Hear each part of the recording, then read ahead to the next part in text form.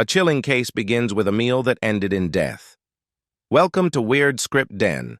I am your host, Denora. Tell me in the comments where you're joining from. I love seeing this community grow. Now, let's step into the mystery. It was one of those September afternoons when the air in Manhattan still couldn't make up its mind if it wanted to be summer or fall. I had the windows cracked in the office, which gave me the privilege of hearing both the honk of a cab and the whistle of a pushcart vendor at the same time. Nero Wolfe naturally ignored both. He was stationed in his custom-built throne behind his desk. A volume on medieval horticulture balanced on his stomach, and Fritz was downstairs in the kitchen, humming something that sounded like it belonged in Vienna instead of West 35th Street. That's when the doorbell rang. I'd bet my week's salary Wolfe knew before I did whether it was a bill collector, a process server, or a client. He just shifted his weight a quarter of an inch deeper into the leather and gave me the kind of look that reminded me my role in life was to move when he wouldn't. I opened the door. The man standing there didn't belong on our stoop. He was tall, silver-haired, and dressed like a maître d'eau who'd found religion in Italian tailoring. Charcoal suit, pale blue shirt, a tie knotted like it had been rehearsed. His eyes scanned me with the faintest impatience as though I was a menu and he had already decided on the entree. "Mr. Wolfe?" he asked, though it was clear he wasn't asking. I told him I was Archie Goodwin, and that I could be bribed into letting him in if he had business with Wolfe. He passed me a card. Claude Armand, proprietor Le Cygne Noir. Even I had heard of that joint. It was one of those midtown shrines where you needed both a reservation and a letter of recommendation. Inside, Wolfe gave his usual greeting, which meant not looking up from his book until Claude Armand was halfway across the room. "Be seated," Wolfe said, pointing one finger to the red leather chair across from the desk. "State your business." Armand sat, folded his long fingers, and studied Wolfe like a man inspecting the wine list. "I am here, Mr. Wolfe, because my restaurant has been insulted." I almost laughed. Of all the crimes in the world, I didn't figure an insult to a restaurant would make Wolfe blink. But Armand's tone had the kind of dignity that sticks. "Details," Wolfe said. Armand leaned forward, dropping the polished voice of the host and speaking like a man with an ulcer. 2 nights ago, a prominent patron, Mrs. Estelle Corday, dined at Le Cygne Noir. She ordered our signature dish, a chilled consommé we serve as the opening course in our tasting menu. The following morning, she was found dead in her townhouse. Poison. The police have not made an arrest. They have not even questioned me directly, though whispers are circulating that she was poisoned at my table. My restaurant cannot survive scandal. My staff cannot survive suspicion. I want the truth established. I want you to find it. I stole a glance at Wolfe. That sounded like a murder, not a missing umbrella. And Wolfe's policy on murder cases was simple. Let Inspector Kramer and the homicide boys have their headaches unless there was a check large enough to buy Wolfe a new set of orchids. Wolfe finally closed his book and set it aside. He rested his forearms on the desk, fingers interlaced, his eyes fixed on Armand. "Why me?" Armand didn't hesitate. "Because the brownstone is the only court in New York where the verdict is both swift and beyond appeal. Because your name, Mr. Wolfe, when associated with the matter, will quiet the whispers. And," he allowed himself a smile, "because you have dined at Le Cygne Noir more than once." That last part was true. Getting Wolfe out of the house requires more force than a fire alarm, but even he had bent to the lure of Armand's kitchen twice in the last decade. "You have omitted," Wolfe said slowly, "the most salient question. Why should I believe that your consommé was not the vehicle of death?" Armand's eyes tightened. "Because I tasted it myself, Mr. Wolfe, and I live." I leaned back, crossing my arms. "That proves nothing. Maybe the killer slipped something in only her bowl." "Precisely," Armand said, "which is why I must have the truth. If the poison was administered in my establishment, I need to know. If it was not, I need that known louder." Wolfe grunted, the kind of sound that could mean you amuse me or you bore me. With him, the two were closer than cousins. "You are presumptuous," Wolfe said, "but you are correct in one respect. Truth, once exposed, is curative." He drummed a finger once on the desk. I will consider your proposal. Armand nodded, rose, and extended a hand. Wolfe didn't take it, of course, so I did the honors. Armand left with a bow of thanks that belonged on a stage. As the door closed, I turned to Wolfe. You're not actually going to bite, are you? A society matron keels over after dinner and suddenly it's our problem? Wolfe reached for his beer, the one Fritz kept cold just for afternoons like this. Phooey, a society matron, as you say, is a trifle. But when food is used as the instrument of death, the insult is directed at me personally. Fritz must be protected from the suspicion that any table, however exalted, can rival his. He sipped. Yes, Archie. We shall inquire. And just like that, the brownstone had been disturbed. If you've ever seen Wolfe decide to take on a case, you know it doesn't involve drum rolls or the snapping of fingers. It's more like watching a glacier shift, slow, inevitable, and not to be argued with. By the time Claude Armand's footsteps had faded from the stoop, Wolfe had already signaled, in his own roundabout fashion, that I was going to be spending my next several days chasing facts for him while he sat comfortably in the office with beer and books. My first assignment came before I had even settled back into my chair. Wolfe tilted his head toward me with that expression that always suggested he was speaking to an underling in a Roman household, not his indispensable legman. You will make inquiries at the Corday residence. Tact, Archie. If the police are present, observe them. If not, learn what you can from the servants, and ascertain whether any remnant of that consommé has been retained. Consommé residue, I said, leaning back. You want me to check the lady's icebox? That'll charm the staff. Your levity is misplaced. Poison administered in a chilled liquid maintains potency. If the police neglected to preserve evidence, we must know it. I shrugged. Fine. I'll bring you back a doggy bag. The look he gave me was enough to shut down further wit. So I grabbed my hat and headed out. The Corday townhouse stood on East 73rd, one of those buildings that looks like it had been designed by someone who thought a French chateau could be shrunk to fit between Park and Lexington. The drapes were drawn, the brass knocker polished, and the uniformed cop at the front steps was busy checking his cuticles. When I showed him my license card and dropped Wolfe's name, he didn't stop me, though he gave me a look like I had better not scuff the parquet with my gumshoes. Inside, the place was quiet but not silent, the kind of hush you hear after a funeral when people are still deciding whether to whisper or go home. A maid in black stood in the foyer, her eyes red but not necessarily from grief. Mrs. Corday's staff? I asked. Yes, sir, her voice trembled. Inspector Kramer and the police, they were here, but they left this morning. That was news. Kramer usually liked to camp until the last crumb was accounted for. If he had cleared out, maybe they thought they already had their answer, or no answer worth sitting on. I asked to see the kitchen. She hesitated, then led me through corridors that smelled faintly of flowers and too much polish. The kitchen itself was modern enough to make Fritz sneer.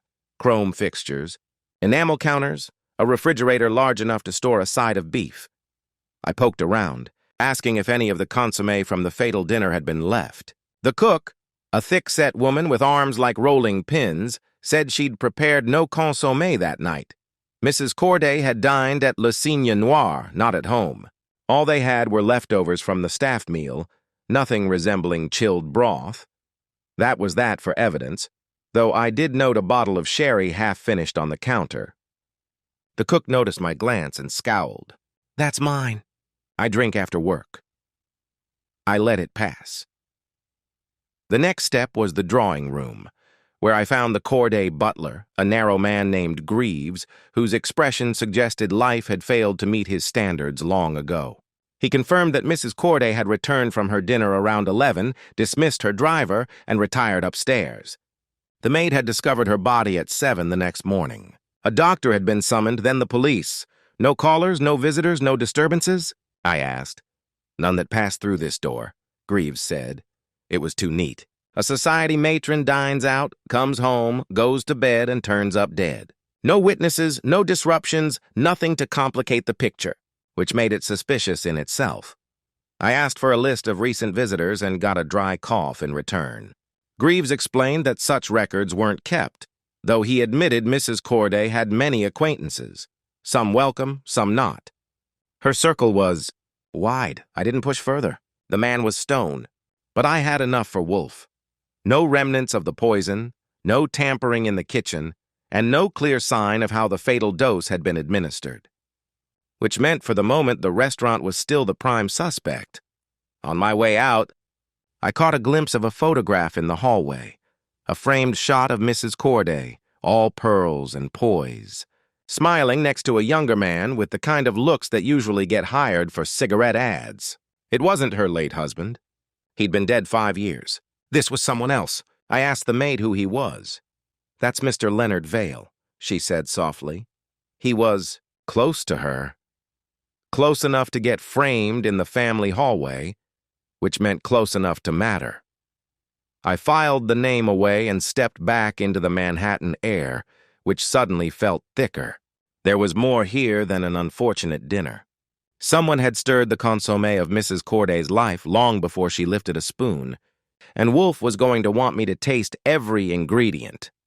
By the time I returned to the brownstone, it was near 6, and the aroma of Fritz's veal in cream sauce hit me like a bribe. Wolfe was in the office, naturally, his lips pursed as if he'd been waiting for me to provide an adequate stimulus for his brain cells. "Well," he demanded. I gave him the rundown, ending with the photograph of Leonard Vale. "Vale," Wolfe repeated, rolling the name around as if it were a foreign spice. "Archie, we shall dine. Afterward, you will locate this Mr. Vale." He closed his eyes, which was as close as Wolfe ever came to saying grace, and for the moment, the case was adjourned in favor of Fritz's veal. But I knew better than to think dinner would dull Wolfe's appetite.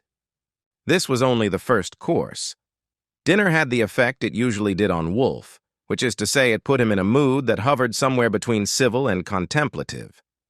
Fritz's veal had been tender enough to make angels weep, and I could see Wolfe's eyes half closed as he savored the lingering flavor while demolishing a half bottle of Riesling. For a brief moment, you'd think the world beyond the brownstone didn't exist. But I've been in this business too long to mistake digestion for distraction. Behind that serene bulk, his mind was chewing harder than his teeth ever could. Once coffee was served, and Wolfe had performed his ritual of inhaling its aroma before sipping, he turned to me as though I'd been sitting there solely for his convenience, which, in his view, I suppose I had. "Archie, this Vale, establish his current domicile and occupation. Bring me his measure." "His measure," I repeated, pushing my cup away. "You want height, weight, and inseam, or just his brand of cologne?" "Archie." Wolfe's voice had that rumbling warning in it, so I decided sarcasm could be rationed for another day. "Fine. I'll hunt him down. Anything else?" "Should I also get a seating chart of Mrs. Corday's dinner at Le Cygne Noir?" Wolfe leaned back, tenting his fingers. "Precisely. We must know who sat at her table, who handled her plate, and who had opportunity. A crime administered in public with delicacy is the act of a practiced hand. Find Vale and the seating," which meant my evening was shot. I left the brownstone and made a call from a corner drugstore booth to Lon Cohen of the Gazette. Lon has a nose for gossip that could put bloodhounds out of business, and after a bit of fencing, he gave me Vale's particulars. Leonard Vale, 31, not employed in anything so tedious as regular work. He floated around as what polite society calls a companion, which meant his income was subsidized by older, wealthier women. He lived at a bachelor apartment on East 61st in a building with more marble than tenants. I caught him at home. He was the type you can see coming a mile away if you've ever watched a matinee idol strut. Lean build, black hair slicked with precision, and a smile tuned to make any woman feel she was the only one in the room. Trouble was, I wasn't a woman, and I'd heard enough about him to know he wasn't going to charm me. "Archie Goodwin," I said, flashing my license. "I work with Nero Wolfe. Mind if I ask you a few things about Mrs. Corday?" The smile didn't fade, but the eyes sharpened. "Ah, the great Wolfe, to what do I owe the honor?" I thought the police had finished pawing around. They did. We're just more particular with our pawing. I walked past him into a living room that looked like it had been decorated by a catalog. Glossy surfaces, no personality. "When was the last time you saw Mrs. Corday?" "Tuesday night." he said easily, pouring himself a drink without offering me one. She dined at Le Cine Noir. Afterwards, she said she was tired and went home. That was all. I studied him. You weren't invited along? Vale chuckled. Estelle was a woman of varied tastes. Sometimes she preferred me as escort. Sometimes she preferred to dine with friends. That evening, she preferred her friends. Friends who might have wanted her dead? That earned me a laugh. Mr. Goodwin's society women are surrounded by jealousies and whispered slights. But death? That's melodrama. Estelle was a wealthy widow with exquisite taste. She had admirers, rivals, certainly. Enemies? I should think not. I didn't press. He was too smooth, and pressing would only push him into rehearsed denials. Instead, I asked casually, who was at the table with her that night? Vale's smile thinned a fraction. You'd have to ask Claude Armand. I wasn't there. He was lying. It was a small slip, but enough for me to smell it. His eyes had darted, just a fraction, toward a cabinet where a stack of folded menus sat. Souvenirs, probably, and maybe one from that very night. One from that... I didn't call him out, not yet. I left with a handshake that he made too firm, as though strength could substitute for honesty. Back at the brownstone, Wolfe listened as I reported, his eyes closed, fingertips pressed together. Vale dissembles, he murmured. He seeks to minimize his proximity to the fatal event, which suggests precisely the opposite. He was present, and he fears the implication. That's how it looked to me, too, I said. But the man's slippery. You could coat a floor with him, Wolfe grunted. Then we must tread carefully. Tomorrow, Archie, you will return to Le Cine Noir. Acquire the seating chart for that dinner. Speak with the maître d'.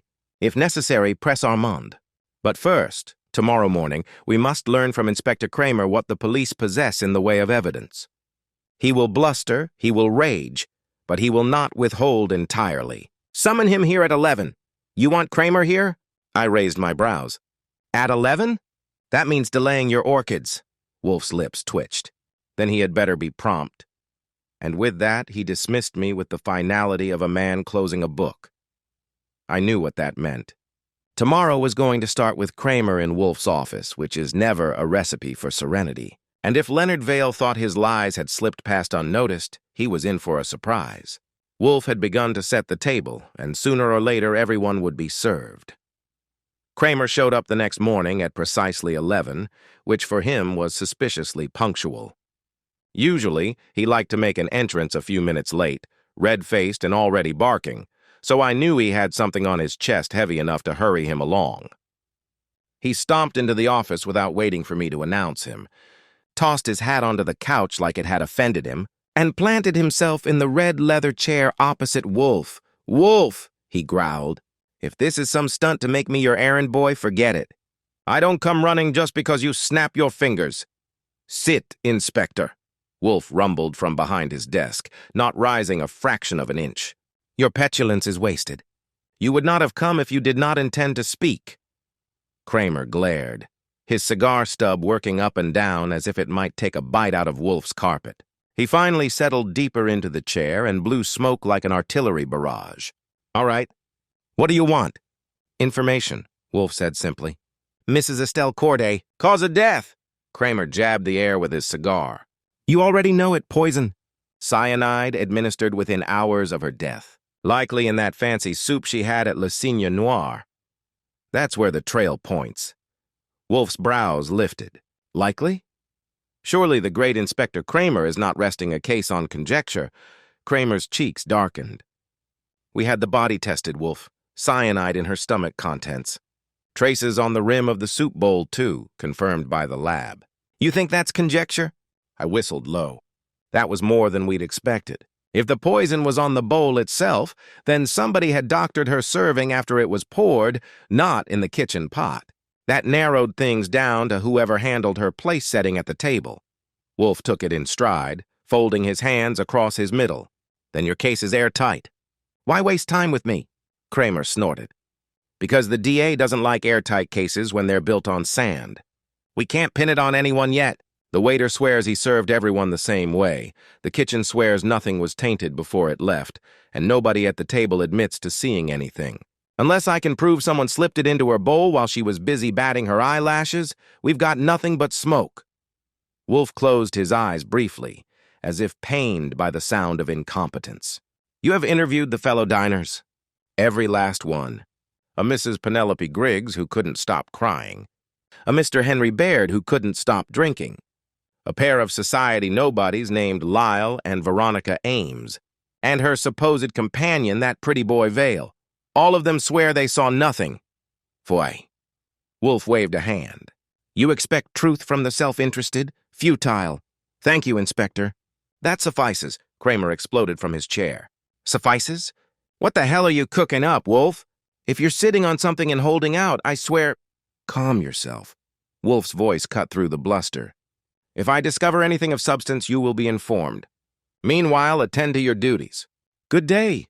Kramer muttered something that would have blistered wallpaper, jammed his hat back on, and stormed out, slamming the front door hard enough to make the orchids tremble upstairs. I turned to Wolfe, grinning. He loves you more every day. Pfui, Wolfe muttered, reaching for his beer. Archie, you heard. The poison was applied to the rim of the bowl, not mixed within. That is no act of happenstance. It required stealth at the table. The identity of her dining companions becomes paramount. You will now go to Le Cygne Noir, obtain the seating arrangement, and speak with the maître d'. Press him if necessary. Discretion will be futile when his livelihood is endangered. So off I went, cabbing to Midtown. Le Cygne Noir looked the same as always. Polished brass, velvet curtains, and an air of superiority strong enough to choke a man. The maître d', a thin, immaculate Frenchman named Duval, looked like he had been trained to sniff out impostors before they could touch a chair. I gave him my name and Wolfe's, and his mouth tightened like a purse string. I cannot discuss our patrons, he said smoothly. Sure you can, I told him. Or you can wait until Inspector Kramer sends a squad down here to rearrange your wine cellar. Take your pick. That loosened him up just enough. He led me to a corner booth, away from the eyes of the lunch crowd, and slid a folded paper across the table. A seating chart, neat as a blueprint. Mrs. Corday had been seated at the center of the long table, Vale on her left, Mrs. Griggs on her right. Across from her sat Baird, with the Ames couple flanking him. Duval whispered, I assure you, monsieur, none of my staff tampered with Madame Corday's service. It would be unthinkable. Maybe, I said, but someone did. And whoever had the best chance to get close to her bowl is sitting right here. I tapped the chart. Vale again, practically in arm's reach. I folded the paper, slipped it into my pocket, and left Duval wringing his hands. Back at the brownstone, I found Wolfe in the office, eyes closed, fingers steepled as though he'd been waiting for me to provide the next piece. When I laid the chart on his desk, his eyes opened a fraction. He scanned it, then gave one short nod. As I expected, Vale. But, I pointed out, that doesn't rule out Mrs. Griggs on the other side, or even Baird leaning across, pretending to reach for salt. Any of them could have done it if they were slick enough. Wolfe's lips curved faintly. Yes, Archie, and therein lies our task. Vale is the obvious suspect, but obviousness is the camouflage of the cunning. We must determine whose interest most required Estelle Corday's death. Assemble Saul Panzer and Fred Durkin. We will cast a net. I knew what that meant.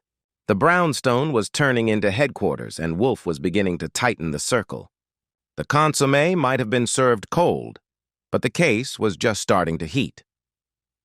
Saul Panzer arrived at the brownstone just after 7 that evening, looking as fresh as if he'd just stepped out of a tailor's window. Fred Durkin lumbered in not long after, giving the impression that he had followed Saul but was a block behind the whole way. Wolfe was already settled in the office, beer within reach when I ushered them in. He didn't bother with greetings. Gentlemen, Wolfe said, his voice smooth as butter melting on hot bread, a woman has died. Estelle Corday. The police believe she was poisoned at Le Cygne Noir, the restaurant of Claude Armand. The vehicle was her consommé, the medium, the rim of the bowl. The administration required proximity. 5 persons sat with her, Vale, Griggs, Baird, and the Ameses. Your task is simple. We must know their movements, their means, and their motives. Archie will outline the particulars. I gave them the rundown. adding the tidbits I'd gleaned about Vale's reputation as a professional companion, Griggs's hysterics, Baird's attachment to liquor, and the Ames couple's social climbing. Saul, with his unflappable nod, committed each name to memory as though he was already building files in his head. Fred scratched it down in a notebook that looked like it had been rained on once or twice. Saul, Wolfe continued, your delicacy will serve best with Mrs. Griggs. She will be overwrought and require patient prodding. Fred, the Ameses are yours. Their sort is visible in society columns, but vanity often hides desperation. Archie, you will pursue Vale. His mendacity intrigues me. Fred asked, what about the Baird guy? Mr. Baird, Wolfe said with faint distaste, is an habitué of drink. Archie will also sound him, but Vale is paramount. That ended the meeting. Saul and Fred slipped out, leaving me to argue the obvious point. You're assuming Vale and maybe the others will spill their guts the moment I smile at them. Suppose they don't? Suppose all I get is chatter and more lies. Then, Wolfe said, raising his glass, we must sift lies until only the truth remains. Go. So the next morning I went. Leonard Vale was in no hurry to welcome me back, but he was too polished to slam the door. He was lounging in a silk robe, sipping coffee from a cup that probably cost more than my entire wardrobe. Mr. Goodwin, he drawled, I trust Nero Wolfe enjoyed the seating chart. That depends, I told him, stepping inside uninvited. Enjoy isn't the word I'd use, but it got his attention. You left out the part where you were right beside Mrs. Corday when she ate her last meal? His smile faltered, but only for a second. I told you I wasn't there. Then explain why your name was on the seating chart. His eyes narrowed, but his voice stayed smooth. I attended briefly, Estelle insisted. I left early before dessert. Surely you don't think I lingered long enough to sprinkle cyanide like salt on her soup? That's exactly what I think, I said. Or at least that you could have. The others didn't have as clear a shot. You did? He set down his cup with a little too much care. If I wished Estelle dead, Mr. Goodwin, do you think I would have stayed seated beside her in full view of the table? No, I loved her. I leaned against the mantel. Loved her purse strings, maybe. She gave you money, didn't she? His eyes flared. That is offensive. That's also yes, I said. How much? He didn't answer, but the silence was enough. I left him simmering and moved on to Henry Baird, who was more cooperative only because he was half in the bag by noon. He met me at a club on Madison, a tumbler in his hand before I'd even sat down. Estelle was a doll, he slurred, shaking his head. A doll. Tragic. You were across from her, I said. See anyone fuss with her, Bull? He frowned, thinking hard, then shrugged. We were all talking, drinking. Well, maybe Vale leaned in once, whispered something.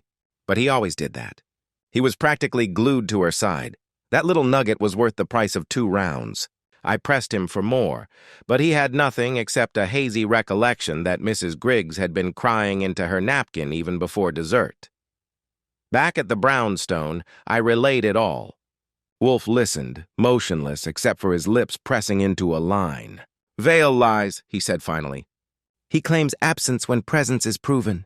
He admits attachment yet conceals dependence. He is either guilty or protecting the guilty. Either way, he is central. I didn't argue. He was right. Vale was at the core, whether he'd slipped the cyanide or simply knew who had. But as Wolfe rang for beer and leaned back into his chair, I had the feeling the circle was going to tighten fast, and not everyone inside it would get out breathing easy by the following. Afternoon, the brownstone was humming with the kind of energy Wolfe pretended not to notice, but which had him drinking his beer with shorter intervals between gulps. Saul had checked in first, arriving with his hat still on and his report trimmed down to essentials. Mrs. Griggs, he said, was as fragile as a wine glass in a bar fight. She had been genuinely fond of Estelle Corday, but grief wasn't the only thing wrinkling her forehead. She had debts, serious ones, and Estelle had been known to cover a few of them in the past. Lately, though, Estelle had refused, claiming she was tired of playing banker. The night of the dinner, Saul noted, Mrs. Griggs had been dabbing her eyes from the moment she sat down. Nerves, she told me, Saul said calmly. But nerves can be useful camouflage. Fred came in not long after, his report less polished but no less useful. The Ames couple, Lyle and Veronica, were up to their coiffed hairlines in ambition. They'd hitched themselves to every society party they could wrangle, but Estelle Corday was the golden ticket they hadn't managed to punch. Veronica had angled for an introduction to some Paris couture house through Estelle, only to be politely brushed off. Fred's summary: they didn't like being told no. But whether that's worth killing over? I don't know. I added my own updates about Vale and Baird, which Wolfe had already mulled into paste inside his head. He let the silence hang thick, his eyes closed, fingers steepled. Then he finally exhaled a slow, heavy sound. Each of them, Wolfe said, possessed grievance, Violet dependence, Griggs rejection, the Amises thwarted ambition, Baird nothing but drunken irrelevance, 4 discontents orbiting one wealthy widow. He opened his eyes. Archie, what of Armand? He is not excused. Armand, I said. He's the one who walked into this house asking for your help. That doesn't sound like guilt. Phooey. A supplicant can be a deceiver. He knew the suspicion would fall upon him and his establishment.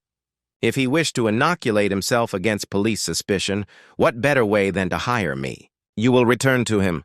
Test his motives. That evening, I made my way back to Le Cygne Noir. Armand was in his private office, looking less maitre d' and more general under siege. Papers were stacked like sandbags, and he looked at me with weary eyes when I entered. Mr. Goodwin, have you made progress? Depends what you mean by progress, I told him. I've confirmed that the poison didn't come from your kitchen. It was slipped in at the table. But that doesn't clear you. His eyebrows rose sharply. Me? Do you imagine I would jeopardize the temple I've built, the very altar of my life, by committing murder inside it? Stranger things have happened, I said. Maybe you hated her. Maybe she owed you. Or maybe you thought her death would rid you of a troublesome patron. His hands spread wide, trembling with contained fury. I loathed nothing about Madame Corday. She was demanding, yes, but generous. She brought others of her circle. She elevated Le Cygne Noir. To think I would... He stopped, closed his eyes, and regained composure. You insult me, Mr. Goodwin. Occupational hazard, I said. Still, one thing puzzles me. How did Vale end up at her side if the seating was arranged by you? Don't tell me it was an accident. Armand hesitated. It was Madame's request. She insisted Vale be beside her. That was a wrinkle worth folding. I left him pacing the office and returned to Wolfe, who was deep into his second bottle of beer. Armand says Estelle insisted Vale sit next to her, I reported. Wolfe's eyes narrowed. Curious. If she suspected danger, she would not have chosen him. Unless, his lips pressed thin, unless she believed danger came from another quarter and sought to keep Vale close as protection. Or, he added, unless Vale's company was irresistible despite suspicion. I leaned on the desk. You think she knew someone wanted her dead? It is possible, Wolfe said. But she dined, she smiled, she lifted her spoon. Complacency is the opiate of wealth. She may have ignored her instincts until too late. The phone rang before I could answer. I picked it up, and Saul's voice came through, steady as always. Archie, thought you'd want to know. Just saw Vale meeting with Veronica Ames, quiet corner of a cafe on 57th. Too quiet for coincidence. I thanked him, hung up, and relayed it. Wolfe's brows lifted a fraction. Vale and Mrs. Ames, that complicates the broth. He shifted in his chair, the closest he came to fidgeting. Archie, tomorrow you will arrange for all 5, Vale, Griggs, Baird, and the Ameses, along with Armand, to be here. 8 o'clock sharp. It is time to stir the pot, I knew that tone. The table was being set, and Wolfe intended to serve the truth cold. If you've never tried inviting 6 people with motives to a murder into Nero Wolfe's office at the same hour, take it from me, it's like herding cats with switchblades. By 7:30, I had already worn grooves in the hall rug, juggling phone calls, stalling excuses, and smoothing ruffled feathers. By 8 sharp, though, the brownstone looked like a particularly stylish police lineup. Leonard Vale was first, dressed in a charcoal suit that probably cost more than my yearly dry cleaning.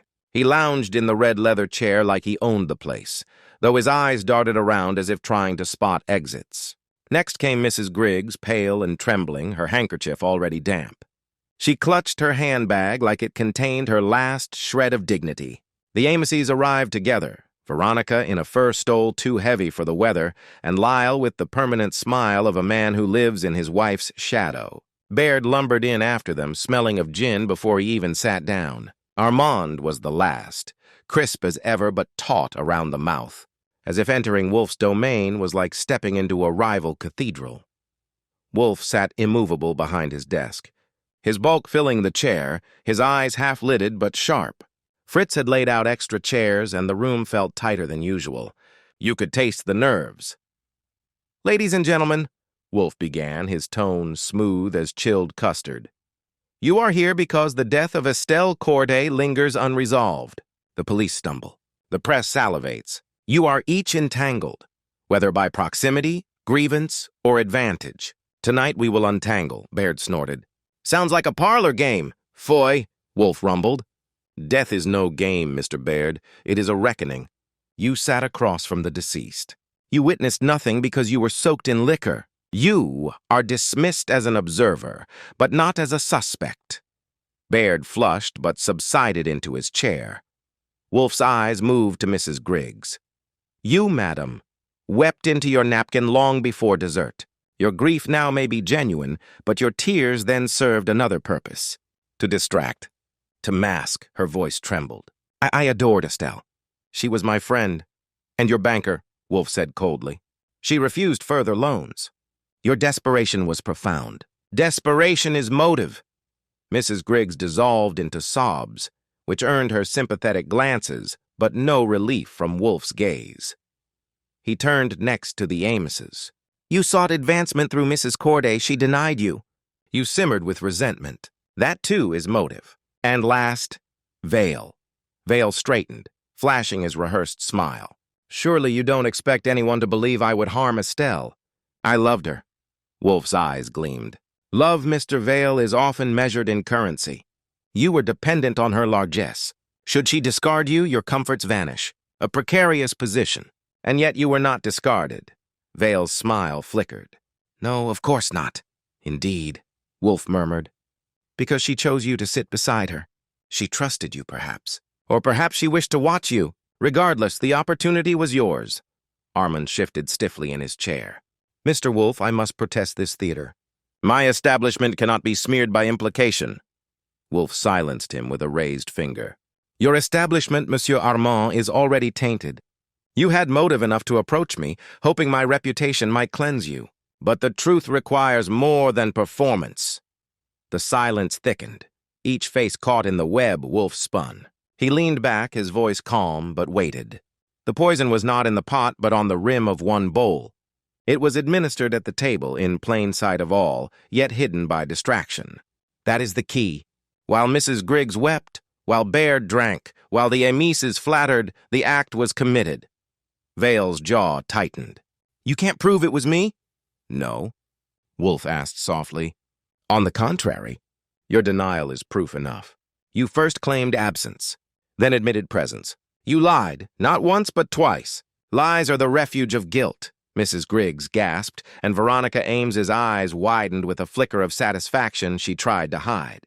But Wolfe wasn't done. He lowered his gaze, his voice cutting like a scalpel. "Yet motive alone is insufficient. Means and method must align."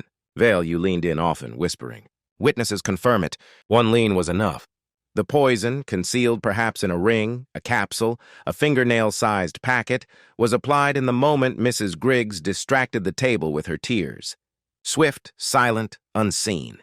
That is how it was done." The room erupted. Mrs. Griggs sobbed louder. Baird cursed. Veronica Ames gasped theatrically, and Armand muttered a prayer in French. Vale rose furious. "This is outrageous! You have no evidence." "Sit down," Wolfe commanded, his voice like iron. Vale froze, as if pushed back into his chair by sheer force. Wolfe's gaze swept the room. "Evidence will follow. The police have their residue tests. The truth of human conduct, however, is plain. Estelle Corday was murdered by proximity, opportunity, and dependency. Leonard Vale, you are exposed." For once, Vale's charm failed him. His hands trembled. His smile died. And in that instant, Everyone else in the room knew Wolfe had placed the noose squarely around his neck. Vale sat frozen, the tremor in his fingers betraying him more than any words could. I've seen plenty of men try to brazen it out under Wolfe's stare, but few succeed. Still, he gave it a shot. He leaned forward, voice low and dangerous. You can't condemn me with speculation. You have nothing but your own inventions. Wolfe didn't blink. Speculation is the luxury of the idle. Deduction, Mr. Vale, is the weapon of the mind. You lied about your presence. You concealed your dependence. You sat nearest the victim. You leaned close at intervals witnessed by others. You possess both motive and means. No invention, merely the sum of facts. Enough to strangle you without a rope. Baird let out a harsh laugh, slapping his thigh. Knew it! Pretty boy always thought he was slicker than the rest of us. Vale snapped his head toward him. You shut your mouth, you drunken oaf! That got them both on their feet. But before I could step in, Wolfe's voice cut through like a whip crack. Sit. And they did. I don't mean eventually. I mean instantly. That's the kind of gravity the man carries when he wants to. Veronica Ames chose that moment to stir the pot. She leaned forward, her smile sharp enough to cut glass. If Vale did it, he wasn't alone. Estelle told me more than once she suspected her so-called friends of envying her. Perhaps someone helped him. Perhaps Mrs. Griggs, with her convenient tears. Mrs. Griggs nearly fainted, clutching her handkerchief to her chest. I would never. Pfui, Wolfe said, flicking a hand as though brushing crumbs from a table. Mrs. Griggs is pitiable but not lethal. Her tears were genuine, though they served Vale well as cover. As for you, Mrs. Ames, your eagerness to redirect suspicion is revealing. You knew of Estelle's mistrust. She confided in you. And yet you met with Vale after her death. Why? The silence was a velvet noose. Veronica's eyes widened, then narrowed, but she recovered faster than most. I only wanted to console him. Estelle's death was a shock. Console him, Wolfe repeated, his voice as dry as sandpaper. In a corner cafe, furtively? Nonsense. You sought alliance. With Estelle gone, Vale's leash was cut, but his charm remained. You hoped to bind him to your ambition. Convenient if he inherited favors not otherwise yours to claim. Lyle Ames, who until then had played the part of furniture, bristled. Now see here, Wolfe. My wife doesn't— Silence, Wolfe snapped, and Lyle collapsed back into his chair like a puppet with its strings cut. Wolfe's eyes returned to Vale. It is clear you acted, but not for yourself alone. You were the hand, but Mrs. Ames supplied the spur. Estelle Corday blocked her ambitions. You, Vale, feared the loss of your comforts. Together you found resolution in cyanide. It hit the room like a thunderclap. Mrs. Griggs gasped. Baird cursed again. Armand muttered a French oath, and Vale's face drained of color. Veronica, though, gave the faintest smile, like someone holding a card up her sleeve even after the trick's been spotted. You can't prove that, she said softly. Proof? Wolfe's voice swelled, heavy with disdain. The police will find enough in Vale's lies, in his proximity, in witnesses to his movements. And they will find more in your correspondence, Mrs. Ames. Saul Panzer already follows your trail. When he arrives, he will bring what you thought hidden, letters, receipts, whispers of your rendezvous. You were not careful. Ambition seldom is. For once, Veronica's poise cracked. She shot to her feet, face pale, and then crumpled back down when Vale hissed her name. The two of them, caught in their own net, had the sense to stay silent after that. Wolfe leaned back, closing his eyes as though the matter bored him now that the truth had been laid bare. Mr. Goodwin, telephone Inspector Kramer. Tell him his quarry awaits. I stood, heading for the phone in the hall, but paused at the door. Looking back at the suspects, the guilty, the nearly guilty, the merely foolish, I had to hand it to Wolfe. He'd corralled them all without ever leaving his chair, peeled them like onions, and exposed the rotten core. Kramer was going to stomp in soon, roar about Wolfe stealing his thunder, and cart Vale and Mrs. Ames off in handcuffs. The rest would scatter, each carrying a piece of guilt or relief like baggage.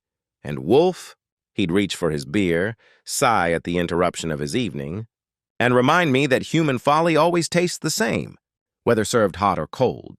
When Kramer arrived, he didn't waste time pounding on the bell or demanding entry. He barreled through the door the way a bull takes a fence, red-faced and already steaming.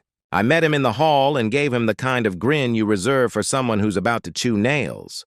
"They're in the office," I said. "Wolfe's got the table set for you." He shot me a glare, but brushed past, the smell of cigar smoke following him like an angry halo. When he pushed into the office and saw Vale and Veronica Ames sitting there with the expressions of cornered animals, his face went from red to purple. "Good Lord, Wolfe," he barked. "Couldn't wait one blessed minute before staging your circus. You think you run homicide out of this brownstone? Sit, Inspector," Wolfe said calmly, not rising, not even looking directly at him. "I've arranged your quarry, Vale and Mrs. Ames. Cyanide is not a condiment, and their dalliance ended in murder." Kramer's eyes darted to Vale, then Veronica. "That true?" Vale's mouth opened, but nothing came out. Veronica, cooler, tried her hand at defiance. "This is absurd." "He has no proof, Fui," Wolfe murmured, reaching for his beer. "Proof enough." Vale lied about his presence. "Witnesses saw him lean toward the deceased. Residue confirms the rim was poisoned, not the pot. Mrs. Ames met him afterward in secret, conspiring. Saul Panzer will arrive shortly with documents tying them together. If you cannot assemble a case, Inspector, you should resign." Kramer bristled, but he wasn't deaf. He motioned to the two uniforms he'd dragged along. "Take them." That broke Vale. He lurched up, shouting, "It wasn't my idea. She pushed me." She said Estelle was standing in her way. She wanted her gone. "Shut up, you fool!" Veronica snapped, her veneer crumbling as the cops grabbed her arms. "Confession," Wolfe said dryly, lifting his glass. "You're welcome, Inspector." Kramer gave a growl that might have been thanks or indigestion, then hustled them both out. The front door slammed, leaving silence in its wake. Mrs. Griggs fluttered like a trapped bird. Baird muttered about needing another drink. And Armand sagged in his chair with a muttered "Mon Dieu." Wolfe dismissed them with a curt wave, and I escorted them out one by one until the brownstone was restored to its natural order. When I came back into the office, Wolfe was already leaning back, eyes half closed, savoring his victory as if it were another course at dinner. I dropped into my chair and stretched. Well, that's that. 2 lovebirds turned jailbirds. "You sure Vale wasn't just a sap strung along by Veronica?" Wolfe's eyes opened a fraction. He was both sap and accomplice. Dependency is weakness, and weakness makes convenient instruments. But he leaned. He applied the poison. He killed her, though her death served her rival's ambition more than his comfort. I whistled low. "Cold business." "Cold," Wolfe agreed. "Fitting, since it was served in consommé." He took a long pull of beer, then set the glass down with finality. "Remember this, Archie. Hunger is not only of the stomach. Ambition hungers. Vanity hungers. Even affection hungers. And when hunger is thwarted, it devours." It was one of those pronouncements that lands like a gavel. I let it sit a moment before breaking the spell. Speaking of hunger, Fritz said something about a raspberry tart for dessert. Wolfe's lips curved, almost imperceptibly. "Then let us eat. Justice is done. Appetite remains." And just like that, the brownstone slid back into its rhythm. Murder, motive, and human folly filed neatly away, leaving room only for dinner. The next morning dawned with the kind of calm that always feels suspicious in New York. The papers hadn't yet printed Wolfe's name, but I knew they would.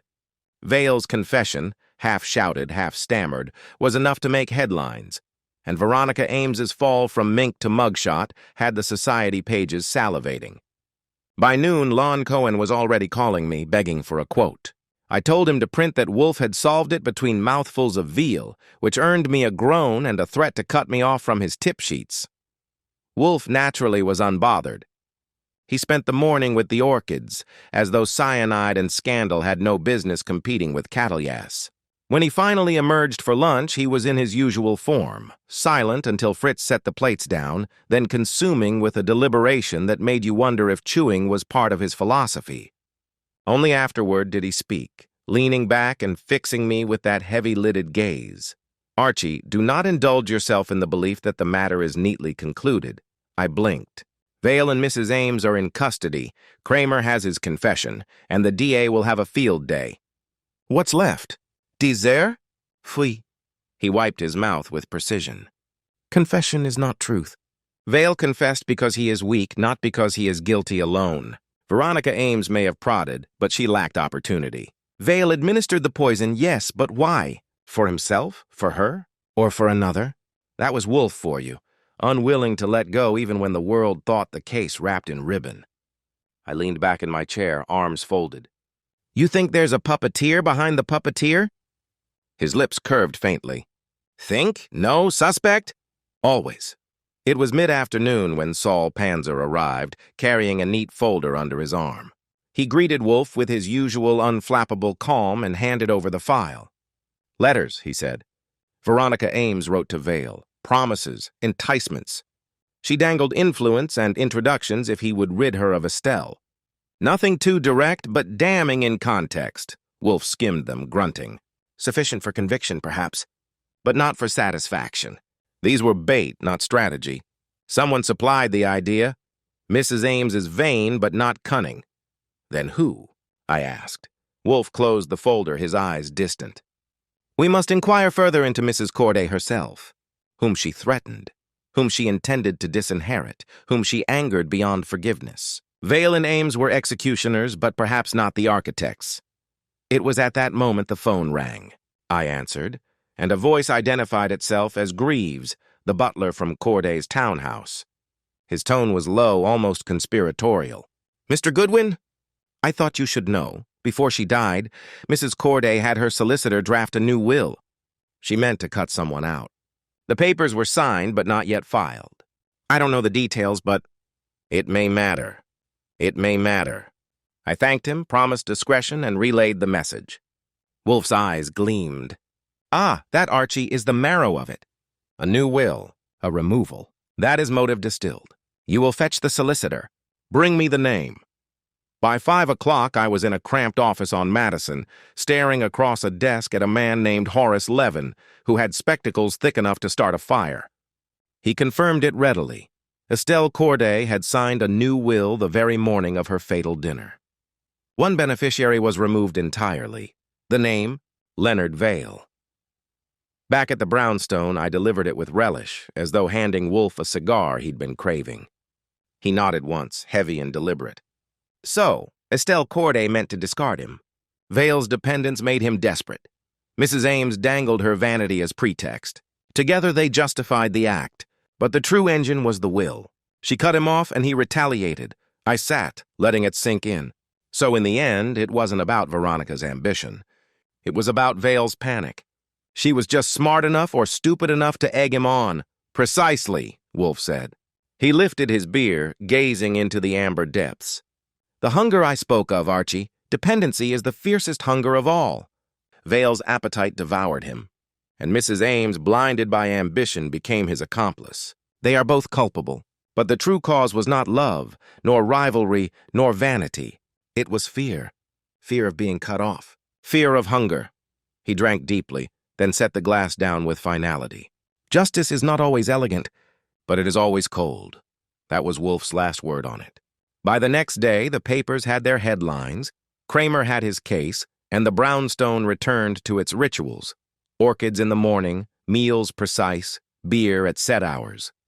For me, there was satisfaction in seeing Vale and Veronica marched off, but more in watching Wolfe dismantle their schemes without moving more than a finger. When Fritz served dinner that evening, roast duck with orange glaze, Wolfe ate in silence until the last bite was gone. Then, settling back, he muttered almost to himself. The broth was spoiled before it was poured, Archie. Estelle Corday's table was already poisoned by the appetites of those around her. I raised my glass.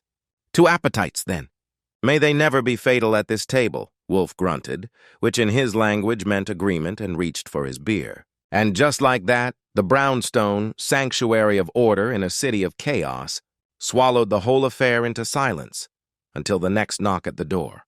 2 days later, when the clamor in the papers had settled into the steady thrum of column inches and society gossip, I found myself enjoying the rare sensation of calm.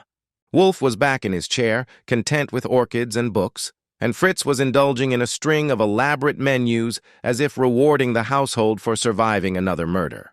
I'd even convinced myself that this one was well and truly over, tied off and filed away under consomme and cyanide.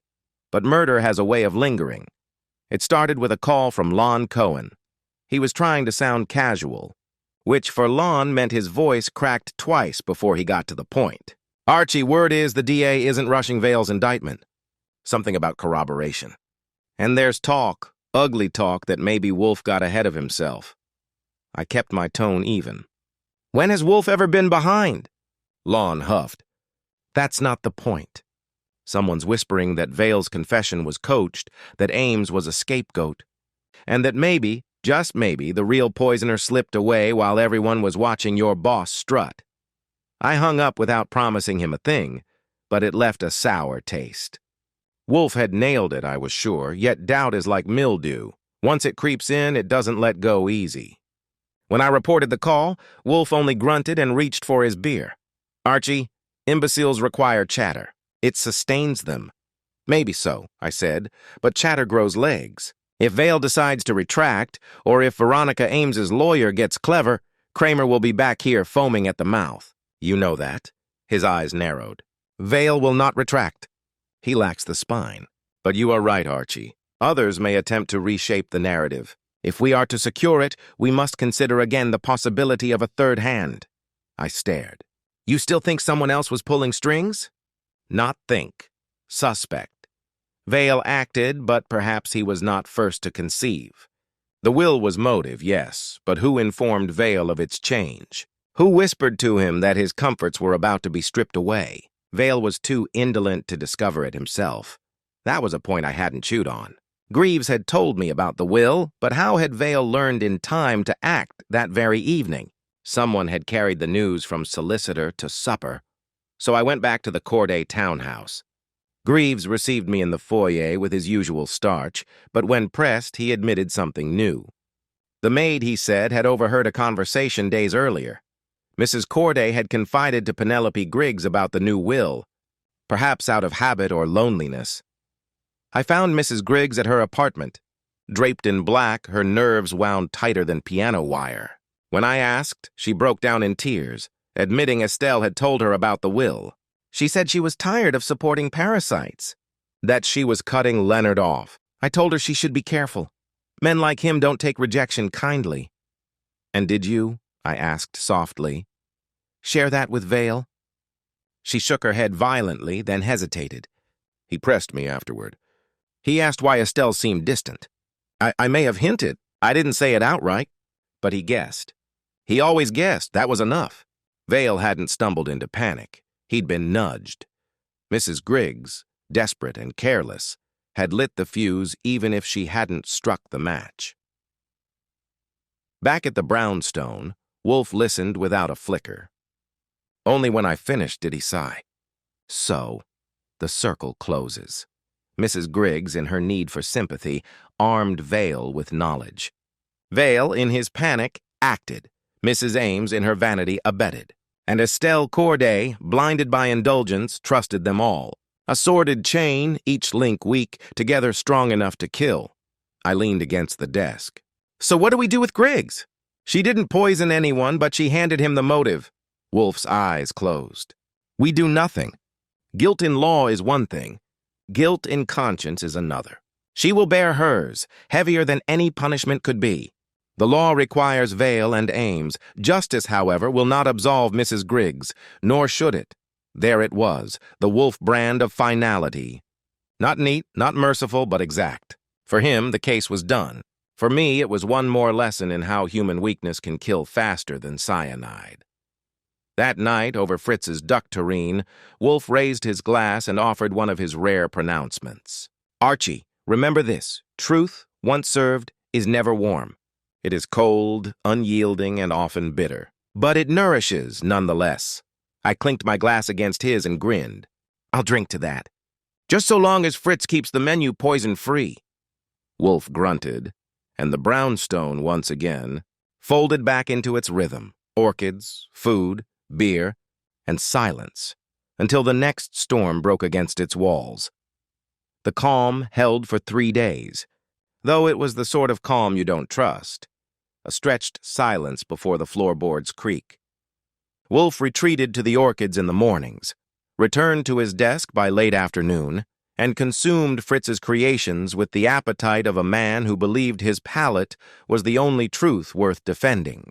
I was halfway to convincing myself the case had finally sunk beneath the tide of Manhattan chatter when the storm came back, this time through the front door. Inspector Kramer didn't bother with the bell. He stormed into the office, red-faced, hat in hand, and slammed it down on the edge of Wolfe's desk hard enough to rattle the pens. "Damn it, Wolfe," he barked. "You've tied me to a barrel of dynamite." Wolfe looked up from his book, eyebrows arched in disdain. "If you will explain in words of more than one syllable, perhaps we can determine whether it is dynamite or indigestion." Kramer's teeth ground around his cigar. "Vale's lawyer is screaming entrapment. Claims the confession won't hold. Says Vale cracked under pressure in this very room without counsel. Ames's people are no better. They're painting her as a society victim, manipulated by Vale. If this falls apart, it lands on me. And by extension, Wolfe, it lands on you. It lands on you." I leaned forward in my chair. "You're saying the DA's nervous?" "More than nervous. He's already sniffing around for corroboration beyond Wolfe's little parlor act. If we don't hand him something hard, Vale walks, Ames walks, and I look like a jackass." "Inspector," Wolfe said evenly, "you are entirely capable of appearing asinine without my assistance. Nevertheless, your concern is noted. What precisely do you require?" "Evidence," Kramer snapped. "Something physical. Letters, poison residue, money trails, anything that nails them beyond words in this office." "If you've been holding out, now's the time," Wolfe exhaled, heavy and deliberate. "I have not been holding out. But very well. If you insist on physicality, Archie will obtain it." That earned me a sharp glance from Kramer.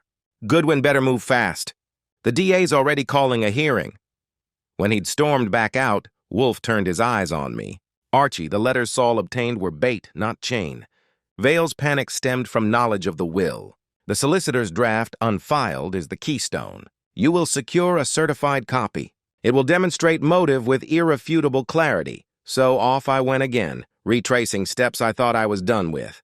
Levin, the solicitor, was reluctant to part with anything, but I played the Wolfe card, quiet menace wrapped in polite phrasing, and within an hour I had a copy of the unsigned filing. Estelle Corday's estate, formerly generous to Vale, now cut him out entirely. On my way back, I stopped at police headquarters and dropped it on Kramer's desk. He flipped through, his eyes narrowing. "So she did cut him off. That'll do for motive. But I still need the how. Poison doesn't pour itself." Back at the brownstone, Wolfe was waiting, beer in hand, gaze fixed on the ceiling as if he were reading a ledger written in plaster. I laid the copy of the will before him. He read it once, then closed his eyes. Satisfactory. Vale acted not out of sudden rage, but calculated desperation. With Ames's prodding, he chose the public stage of the dinner to mask the private act of murder. "This, Inspector, is your anchor," I frowned. "Kramer wants more than motive. He wants the poison or proof Vale handled it," Wolfe grunted. "Archie, do you never listen?" "Cyanide leaves no convenient fingerprints, but opportunity does. The maitre d', Duval, witnessed Vale lean across the table. Baird corroborates. Add Mrs. Griggs's admission that she told Vale of the will and the chain is complete. The DA may carp, but the jury will not." "Assuming it all lines up neat," I said. Wolfe's lips curved faintly. "Nothing in life is neat.